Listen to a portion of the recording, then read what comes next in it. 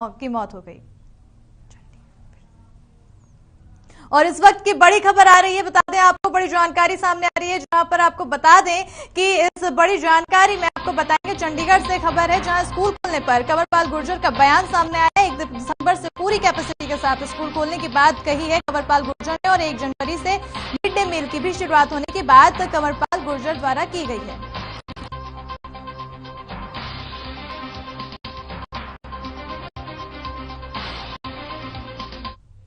और इसी खबर पर हमारे संवाददाता रवि चंदेल ने एजुकेशन मिनिस्टर से खास बातचीत की है, आइए आपको सुनवाते हैं।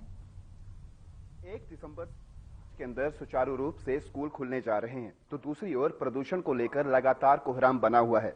इसी विषय पर चर्चा करने के लिए हमारे साथ मौजूद हैं सूबे के शिक्षा मंत्री कंवरपाल गुर्जर। सबसे पहले तो बहुत बहुत स्वागत है सर आपका हर खबर हरियाणा में। धन्यवाद सर, ये बताएं कि जिस तरीके से स्कूल खोलने का जो निर्णय लिया गया है सरकार द्वारा 1 दिसंबर से, क्या लगता है कि उसका प्रभाव जो है बाकी जिलों पर नहीं पड़ेगा?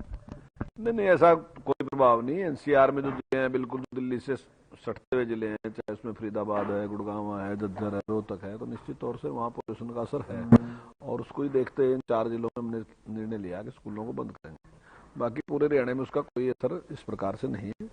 और वैसे भी हमने स्कूल खोल ही रखे थे पहले से भी, हमने देश में शायद सबसे पहले स्कूल हम नहीं खुले हैं, और वो 50% कैपेसिटी के साथ खोल रखे थे। 50% ही टाइम था, 50% ही बच्चे थे। अब हम फुल कैपेसिटी के साथ स्कूल खोलने जा रहे हैं, और निश्चित रूप से वो जिस प्रकार से पिछला हमारा जो तजर्बा है वो पूरी तरीके से सफल रहा है और आने वाले टाइम में भी सफल रहेगा। सर, ये बताएं कि जिस तरीके से जो एनसीआर के अंतर्गत आने वाले जिले हैं उनका क्या कोई संशय बने रहेगा उन पे, या फिर जो सुप्रीम कोर्ट से जो आदेश आएंगे उसके बाद निर्णय बदला जाएगा?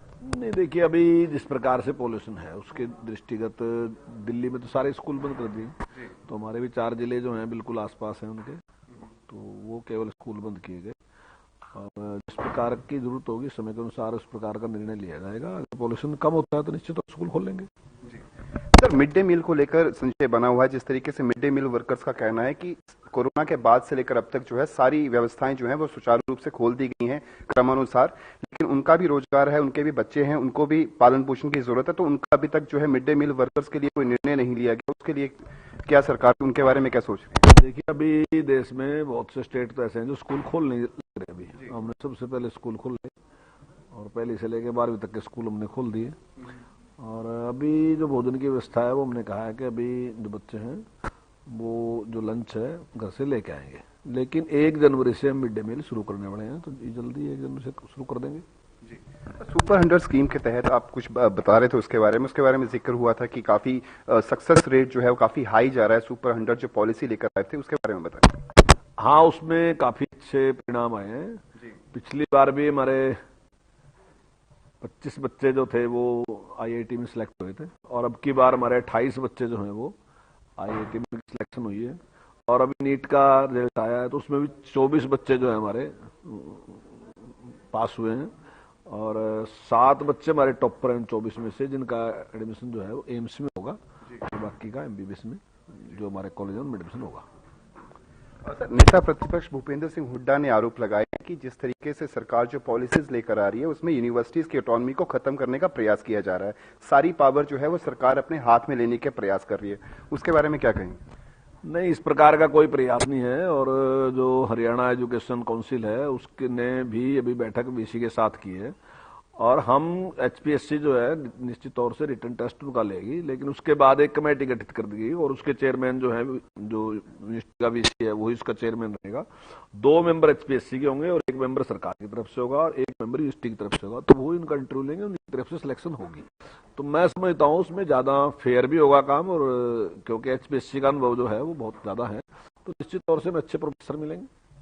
सर, जो रिक्त पद हैं उसके बारे में बताएं। लगातार जो है विपक्ष भी आरोप लगा रहा है और ये देखा भी जा रहा है कि बहुत से स्कूलों में यूं कहें कि मेजॉरिटी ऑफ द स्कूल्स जो है वहां पे जो पोजीशंस हैं वो वैकेंट है। उसको लेकर क्या कुछ सरकार जो है कोई भर्ती निकालने जा रही है, उसके बारे में बताएं। देखिए, हमने एचपीएससी को भी और एचएससी को भी दोनों को लिख दिया, और उनकी काफी संख्या हमने लिख के उनको दे दी है। अब मेरे पास एग्जैक्ट तो नहीं है इस टाइम, लेकिन वो हमने लिख के दे दी, और जल्दी मैं समझता हूँ उस पर कार्रवाई की जाएगी। और इसमें काफी कुछ जो था वो कोरोना की वजह से भी हमारी, क्योंकि स्कूल भी बंद रहे, उसकी वजह से भी एक समस्या आई।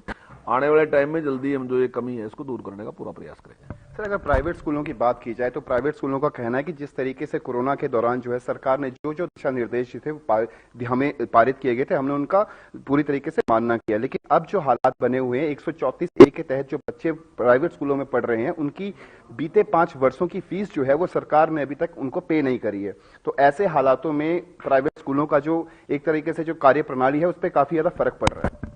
देखिए, इसके लिए हमने उनको कह दिया कि वो ऑनलाइन अप्लाई कर दें। उसके लिए जितने भी उनके पास बच्चे थे जिनकी फीस नहीं है तो जल्दी हम उनकी फीस की पेमेंट उनको दे देंगे स्कूलों को। सर, सूरजकुंड मेले की बात करें तो इस बार क्या कुछ खास रहेगा सूरजकुंड मेले में और किन दिशा निर्देशों के तहत जो है वो सूरजकुंड मेले का आयोजन किया जाएगा?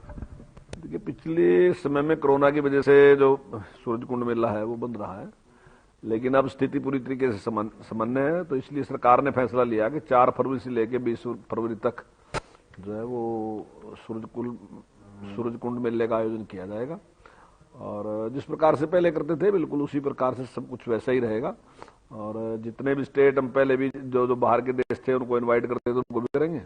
और अब की बार जो हमारा थीम स्टेट है वो जम्मू कश्मीर है और बाहर से जो देश है उनमें से हमारा यूके जो है हमारा मुख्य पार्टनर है। दिशा निर्देश खास तौर पे कोरोना के मद्देनजर दिशा निर्देशों की खास, अब एयरपोर्ट से आएंगे, यहाँ पे आना है, बहुत बबल, क्या कुछ ऐसी तैयारियां की गई हैं जिस तरीके से एयर बबल की बात हो रही है? दूसरे कंट्री से अगर कोई यहाँ पे आता है तो एयर बबल भी, बहुत सारे दिशा निर्देश होते हैं कोरोना के अंतर्गत आने वाले, क्या उन्हें भी उन दिशा निर्देशों की पालना करनी होगी या फिर जिस तरीके से आपने बताया कि वो जैसे आ रहे हैं उसी तरीके से आते रहेंगे? नहीं, दिशा निर्देश की पालना तो खैर सभी को करनी पड़ेगी, मेले की वजह से इसमें कोई छूट तो नहीं है। तो लेकिन वो स्वाभाविक है, अब तो सभी जगह जहां भी जाते हैं सब लोग उनका पालन कर ही रहे हैं, उनमें कोई समस्या नहीं है। और मेरा लगा मैक्सिमम लोगों को वैक्सीन लग चुकी है, जैसे हमारे देश में भी 100 करोड़ से ज्यादा लोगों को वैक्सीन लग चुकी है, तो बाहर के देशों में बहुत लोगों को लग चुकी है वैक्सीन, कोई अब समस्या उस प्रकार की नहीं है। तो ये थे हमारे साथ शिक्षा मंत्री कंवरपाल गुर्जर, जिन्होंने कहा कि आगामी 1 दिसंबर से स्कूल खुलने जा रहे हैं और नए वर्ष से यानी कि 1 जनवरी से मिड डे मील वर्कर्स भी वापस एक बार काम पर लौटेंगे। और इसी के साथ दोपहर खबर में फिलहाल इतना ही, और देखते रहिए हर खबर हरियाणा। नमस्कार।